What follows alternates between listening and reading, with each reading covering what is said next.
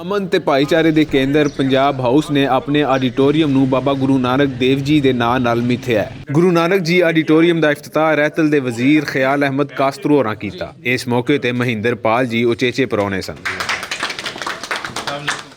ਇਸ ਮੌਕੇ ਉੱਤੇ ਉਚੇਚੀ ਬੈਠਕ ਲਾਈ ਗਈ, ਜਿਹਦੇ ਵਿੱਚ ਗੱਲਬਾਤ ਕਰਨ ਵਾਲਿਆਂ ਪੰਜਾਬੀ ਯੂਨੀਅਨ ਦੇ ਚੇਅਰਮੈਨ ਮੁਦੱਸਰ ਇਕਬਾਲ ਬੱਟ ਹੋਰਾਂ ਦੀ ਪੰਜਾਬ ਸੇਵਾ ਦੀ ਸਰਾਹਨਾ ਕਰਦਿਆਂ ਉਹਨਾਂ ਨੂੰ ਅਮਨ ਦਾ ਪ੍ਰਚਾਰਕ ਆਖਿਆ। ਪ੍ਰਾਹੁਣਿਆਂ ਨੂੰ ਪੰਜਾਬ ਹਾਊਸ ਦੇ ਵੱਖੋ-ਵੱਖ ਪੱਖਾਂ ਬਾਰੇ ਵੀ ਦੱਸਿਆ ਗਿਆ कि पंजाब हाउस एक इमारत नहीं है, एक मुकम्मल रोमांस का नाम है, एक तसव्वुर दा तस्वीर होना है जिहदे विच 30 वरियां दा पैंडा है। मुदस्सर इकबाल भट्ट साहब दा ये ख्वाब अज ताबीर होया। हाले मुकम्मल ताबीरां ते नहीं मिलियां, लेकिन इस ताबीर तक पहुँचदियां पहुँचदियां 30 तो 35 वरे खर्च हुए। इन्हां दी टीम ने खालिस्तर अपनी मदद आप दे नाल इस तस्वीर ਨੂੰ ਤਸਵੀਰ ਕੀਤਾ। ਮੁਦੱਸਰ ਇਕਬਾਲ ਬੱਟ ਸਾਹਿਬ ਇੱਕ ਸ਼ਖਸੀਅਤ ਦਾ ਨਾਂ ਨਹੀਂ ਹੈ। ਜਿਹੜਾ ਸਫ਼ਰ ਅਸੀਂ 20 ਸਾਲ ਪਹਿਲੇ ਸ਼ੁਰੂ ਕੀਤਾ ਸੀ, ਭੁਲੇਖੇ ਦੇ ਨਾਲ ਮੇਰਾ ਸਫ਼ਰ ਜਿਹੜਾ ਸੀ ਉਹ 20 ਸਾਲ ਪਹਿਲੇ ਸ਼ੁਰੂ ਹੋਇਆ ਤੇ ਭੁਲੇਖਾ ਜਿਹੜਾ ਹੈ 33 ਸਾਲ ਹੋ ਗਏ ਨੇ। ਸੋ ਇੱਕ ਵੱਡਾ ਸਫ਼ਰ ਸੀ ਔਰ ਅੱਜ ਅਸੀਂ ਉਹਨਾਂ ਰਾਹਾਂ ਦੇ ਉੱਤੇ ਬੱਟ ਸਾਹਿਬ ਦੇ ਸ਼ਾਨਾ ਬਸ਼ਾਨਾ ਖੜੇ ਹੋ ਕੇ ਤੇ ਅੱਜ ਇੱਥੇ ਤੱਕ ਪਹੁੰਚ ਗਏ ਹਾਂ ਕਿ ਅੱਜ ਅਸੀਂ ਆਪਣੇ ਪੰਜਾਬੀ ਭਰਾਵਾਂ ਨੂੰ ਇੱਕ ਐਸਾ ਥਾਂ ਦੇ ਉੱਤੇ ਦੇ ਰਹੇ ਹਾਂ ਕਿ ਖਿਆਲ ਅਹਿਮਦ ਕਾਸਤਰੂ ਸਾਹਿਬ ਨੇ ਜਿਹੜੇ ਵਾਅਦੇ ਪੂਰੇ ਕੀਤੇ, ਅੱਜ ਸਾਨੂੰ ਕਲਚਰ ਡੇ ਮਿਲ ਗਿਆ ਹੈ। ਇਸ ਮੌਕੇ ਉੱਤੇ ਪੰਜਾਬੀ ਤਹਿਰੀਕ ਦੇ ਮੁੱਖ ਆਗੂਆਂ ਤੇ ਮੋਢੀਆਂ ਆਪਣੀ ਰਹਿਤਲ ਤੇ ਬੋਲੀ ਦੇ ਹੱਕਾਂ ਦੀ ਗੱਲ ਖੁੱਲ੍ਹ ਕੇ ਕੀਤੀ। ਇਹ ਜਨਾਬ ਕਾਸਤਰੂ ਸਾਹਿਬ, ਤੁਸੀਂ ਇਸ ਧਰਤੀ ਦੇ ਬੱਚੇ ਹੋ, ਇਹ ਧਰਤੀ ਨੇ ਤੁਹਾਨੂੰ ਜਨਮ ਦਿੱਤਾ ਹੈ, ਤੁਸੀਂ ਉਹਦਾ ਹੱਕ ਅਦਾ ਕਰਨਾ, ਕੋਈ ਆਸਾਨ ਨਹੀਂ ਕਰਨਾ ਸਾਡੇ ਉੱਤੇ।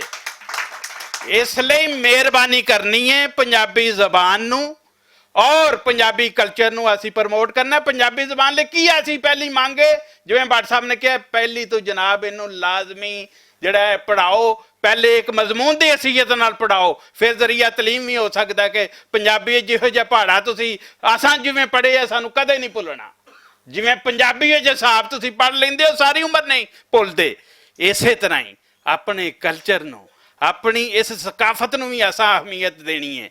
ਤੇ ਇਹ ਦੋ ਗੱਲਾਂ ਨਾਲ ਮੈਂ ਆਪਣੀ ਗੱਲ ਨੂੰ ਮੁਖਤਸਰ ਕਰ ਦੇਣਾ ਕਿ ਅਸੀਂ ਇਹਦੇ ਹੱਕ ਲੈਣੇ ਨੇ ਔਰ ਜਨਾਬ ਦੇ ਤਾਵਨ ਨਾਲ ਲੈਣੇ ਨੇ। ਪੰਜਾਬੀ ਸਾਫਤ ਬੜੀ ਕਮਜ਼ੋਰ ਸਾਫਤ ਹੈ। ਅੱਜ ਤੋਂ 35-40 ਸਾਲ ਪਹਿਲਾਂ ਇੱਕ ਅਖਬਾਰ ਸੱਜਣ ਨਿਕਲਿਆ ਜਿਹੜਾ ਬੰਦ ਹੋ ਗਿਆ। ਉਸ ਤੋਂ ਬਾਅਦ 30 ਸਾਲ ਬਾਅਦ ਭੁਲੇਖਾ ਜਿਹੜਾ 30 ਸਾਲ ਤੋਂ ਅਸੀਂ ਰੈਗੂਲਰ ਛਾਪ ਰਹੇ ਹਾਂ। ਅਲਹਮਦੁਲਿਲਾ ਪੰਜਾਬੀ ਦੀ ਕੋਸ਼ਿਸ਼ ਜਾਂ ਕਾਵਸ਼ ਵਾਸਤੇ ਆਪਣਾ ਕਿਰਦਾਰ ਅਦਾ ਕਰ ਰਹੇ ਹਾਂ। ਇੱਕ ਅਖਬਾਰ ਲੁਕਾਈ ਹੈ ਤੇ ਸੋ ਇਹਦੇ ਵਾਸਤੇ ਤੁਹਾਡੇ ਤੋਂ ਪਹਿਲਾਂ ਇੱਕ ਹਕੂਮਤ ਨੇ 5% ਕੋਟਾ ਤੈਅ ਕੀਤਾ ਸੀ।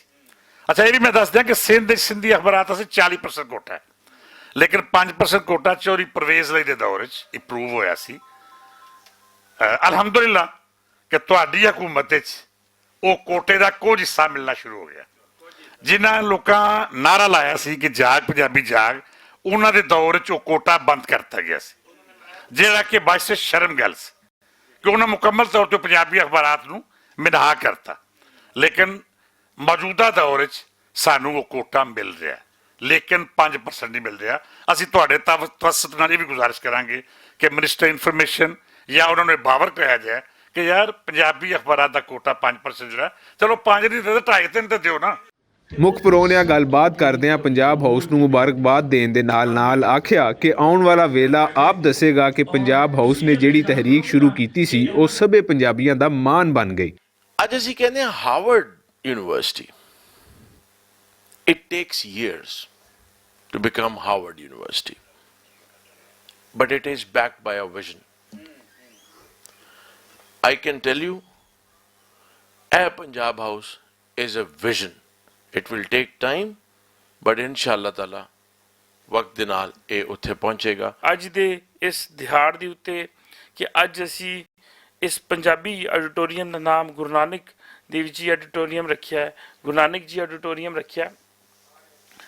ਇਹ ਮੈਂ ਸਮਝਦਾ ਕਿ ਪਾਕਿਸਤਾਨ ਦੇ ਵਿੱਚ ਹਿੰਦੂ, ਮੁਸਲਿਮ, ਸਿੱਖ, ਮਸੀਹੀ ਦੀ ਸਾਂਝ ਹੈ। ਗੁਰੂ ਨਾਨਕ ਦੇਵ ਜੀ ਨੂੰ ਸਭ ਮੰਨਦੇ ਨੇ, ਲੇਕਿਨ ਜਿਹੜੀ ਸਿੱਖ ਮੁਸਲਿਮ ਦੋਸਤੀ ਹੈ ਉਹ ਅੱਜ ਇਸ ਆਡੀਟੋਰੀਅਮ ਦੀ ਵੀ ਜੋ ਬਾਬਾ ਗੁਰੂ ਨਾਨਕ ਦੇ ਨਾਮ ਤੇ ਰੱਖਿਆ ਗਿਆ ਹੈ ਔਰ ਇਹ ਬਾਬਾ ਗੁਰੂ ਨਾਨਕ ਦੇਵ ਜੀ ਨੂੰ, ਬਾਬਾ ਗੁਰੂ ਨਾਨਕ ਜੀ ਨੂੰ ਮੁਸਲਮਾਨ ਭਰਾਵਾਂ ਵੱਲੋਂ ਰਿਸਪੈਕਟ ਹੈ, ਇਹ ਵੀ ਉਸ ਦੋਸਤੀ ਦੀ ਇੱਕ ਨਿਸ਼ਾਨੀ ਹੈ। ਔਰ ਇਸ ਦੋਸਤੀ ਨੂੰ ਅਸੀਂ ਕਾਇਮ ਉਦਾਇਮ ਰੱਖਣਾ ਹੈ, ਉਹ ਚਾਹੇ ਬਾਬਾ ਗੁਰੂ ਨਾਨਕ ਦੇ ਨਾਮ ਤੇ ਹੋਵੇ ਜਾਂ ਬਾਬਾ ਫਰੀਦ ਜੀ ਦੇ ਨਾਮ ਤੇ ਹੋਵੇ ਜਾਂ ਬਾਬਾ ਬੁੱਲੇ ਸ਼ਾਹ ਦੇ ਨਾਮ ਤੇ ਹੋਵੇ, ਕਿਸੇ ਦੇ ਨਾਮ ਤੇ ਹੋਵੇ।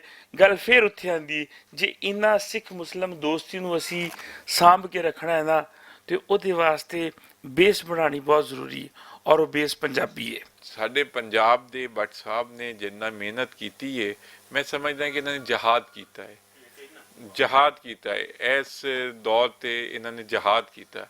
ਹਾਂ, ਤੁਸੀਂ ਭੱਟ ਸਾਹਿਬ ਪੰਜਾਬੀ ਨੂੰ ਰੋਂਦੇ ਹੋ। ਮੈਂ ਤਾਂ ਅਕਸਰ ਦੇਖਦਾ ਕਿ ਹੁਣ ਤਾਂ ਸ਼ਾਇਦ ਬਾਜ਼ ਘਰਾਂ ਤੇ ਉਰਦੂ ਨਹੀਂ ਬੋਲੀ ਜਾਂਦੀ, ਅੰਗਰੇਜ਼ੀ ਬੋਲੀ ਜਾਂਦੀ ਹੈ, ਤੇ ਅਸੀਂ ਆਪਣੇ ਕਲਚਰ ਤੋਂ ਇੰਨਾ ਦੂਰ ਹੁੰਦੇ ਜਾਂਦੇ ਹਾਂ।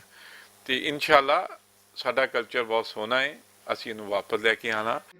ਬਾਬਾ ਨਾਨਕ ਜੀ ਆਡੀਟੋਰੀਅਮ ਪੰਜਾਬ ਹਾਊਸ ਦਾ ਉਹ ਮਨਸੂਬਾ ਹੈ ਜਿਹੜਾ ਦੇਸ਼ ਪੰਜਾਬ ਵਿੱਚ ਮੁਹੱਬਤਾਂ ਵੰਡਣ ਦੇ ਨਾਲ-ਨਾਲ ਪੰਜਾਬੀ ਤਹਿਰੀਕ ਲਈ ਨਵੀਂ ਹਯਾਤੀ ਦਾ ਬਾਇਸ ਵੀ ਬਣੇਗਾ। ਕੈਮਰਾ ਟੀਮ ਨੁਮਾਨ ਇਜਾਜ਼ ਤੇ ਮੁਹੰਮਦ ਫਾਰੂਕ ਦੇ ਨਾਲ ਰਿਜ਼ਵਾਨ ਅਸਗਰ ਬੱਟ, ਭੁਲੇਖਾ ਟੀਵੀ, ਲਾਹੌਰ।